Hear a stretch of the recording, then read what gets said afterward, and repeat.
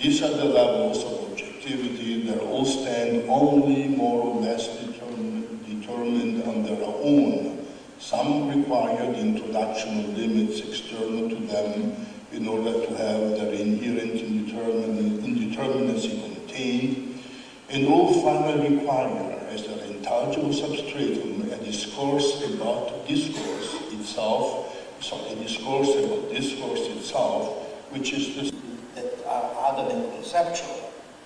To play on an image that the late Jacobi introduced with reference to how Hegel understood his position, and just playing on the image. It indeed takes mastication and other organic processes to bring eating to fruition, but it takes dietary science to comprehend and explain what happens in those processes, and it would be disingenuous indeed to blame the science for not delivering through its theories the actual eating. But this is precisely what Fichte and the early Romantics were doing in their superhuman efforts at escaping the limits of the concepts. I just said that there is an ontological commitment made in Hegel's logic. Indeed there is. But it consists in the plain demonstration that unless being were not becoming, that is, unless it were whatever it is, only by becoming it, its presence would not be contextual and therefore would not be intelligible. Intelligibility is possible because being is only an abstraction of the more fundamental categories of becoming, of which discourse itself is the most perfect instantiation. Hegel is striking a blow to the long-standing tradition of Western metaphysics originating in Parmenides that privileges being over becoming. But with that he was also striking a blow at Spinoza, who, as Jacobi had astutely recognized, was by far the most consistent exponent of precisely that tradition.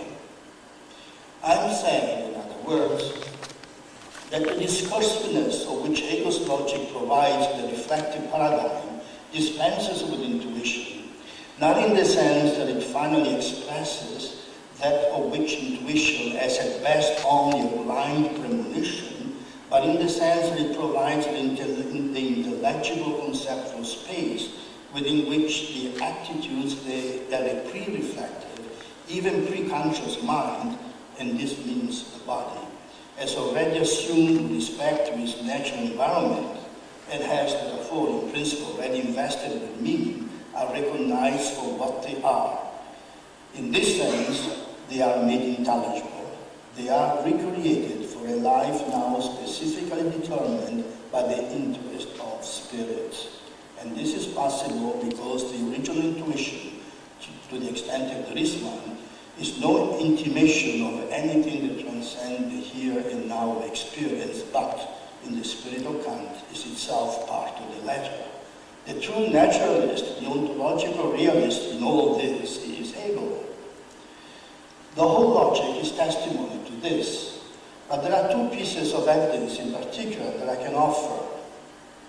The first is based on the fragments that we have from the Jena years of lecture notes and of manuscripts clearly intended for publication but eventually aborted, all of them dealing at least in part with the logic. Notable in this text is that the logic is regularly presented in tandem with metaphysics, and that in the early of this, it is clearly intended as a discipline which would dialectically unmask the contradictions inherent in the assumptions of finite thought, in order thus to prepare the mind for such ideal constructs of the cosmos and of human society as we find in the metaphysics. These are constructs clearly erected in the spirit of Schelling, and animated by an intellectual intuition which presumably comes to its own, as it were, as we move from the subjective reflection of the logic to the objective speculation of the metaphysics. Now, there is much that went on in the distancing of Hegel from Schelling. But important to us is that as we progress from the early, very fragmentary text to the latter, most complete manuscripts of 1804 and 1805, the essential change is that the dialectic which in the early logic was brought to bear on finite concepts as a subjective reflective factor external to them is extend beyond the logic to the end of the metaphysics. It is a factor inherent in the concept as such and responsible for its movement and development. Accordingly, the objective status originally attributed only to the ideas of the metaphysics is extended backwards to also cover the concept of the logic. The two, logic and metaphysics, thus fall together into one piece as the reflective display of the conceptual a priori that underlies experience and makes the discovery and recognition of its objects possible. In principle, this logic a priori is at work even in the most primitive experience, provided that they are intelligible at all.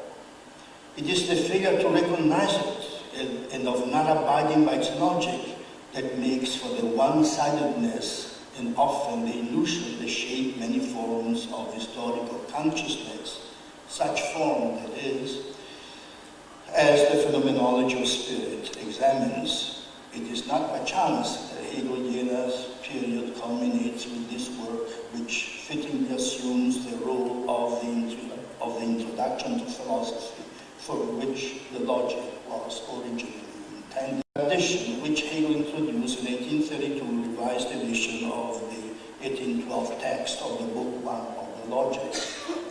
Hegel makes many changes in this revision, all of them important. But the one that I have particularly in mind now is a passage concerning the modal categories that Hegel added in the prefatory comments to the section on measure. I leave aside the issue, which has unduly puzzled many commentators, of why Hegel would have wished to treat proleptically here, at the end of the dialectic of being, categories that properly belong to the dialectic of essence.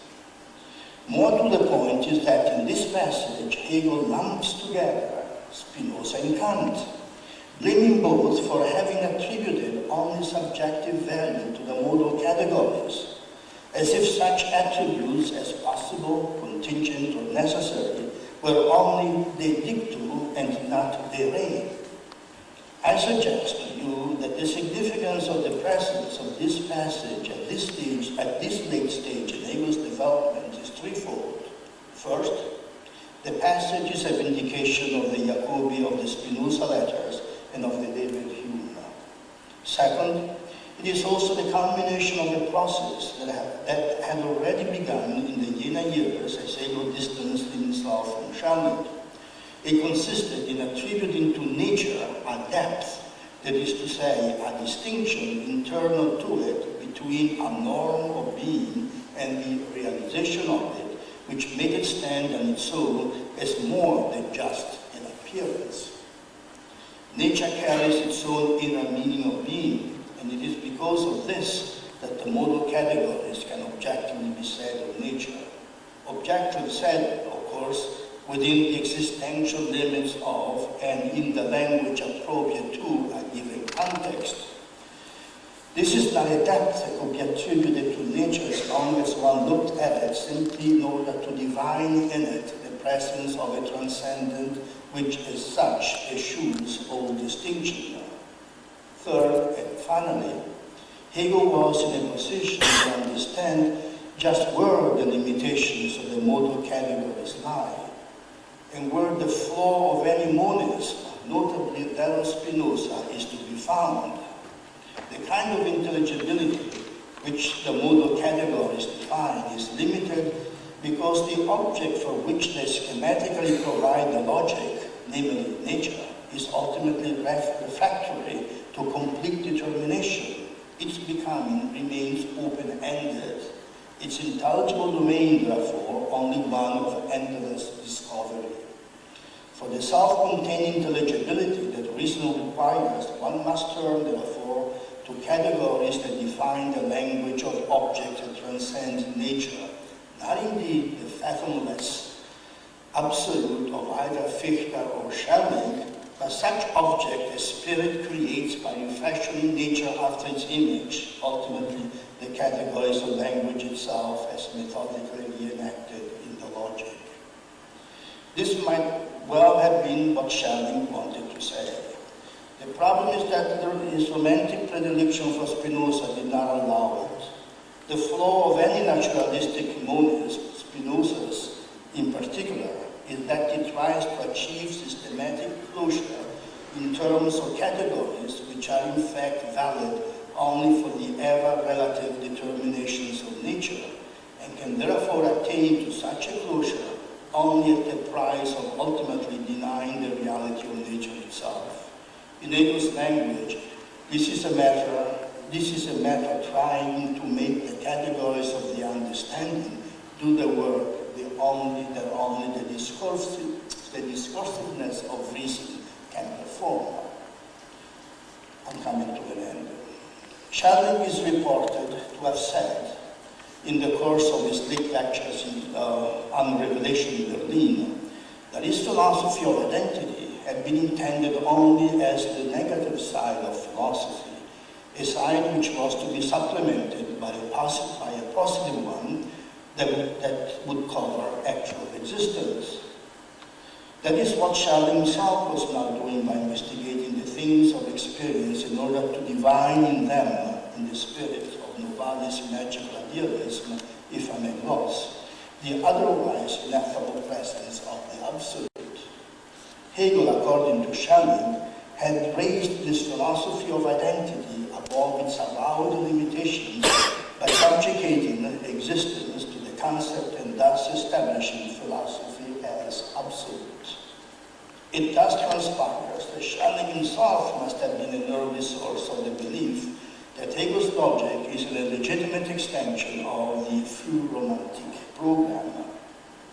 I've been trying to indicate to the contrary, that there is in fact a radical discontinuity between the two. But it is on another note that I would like to conclude. Weiser is justified in stressing the mysticism that animated the Frühromantik.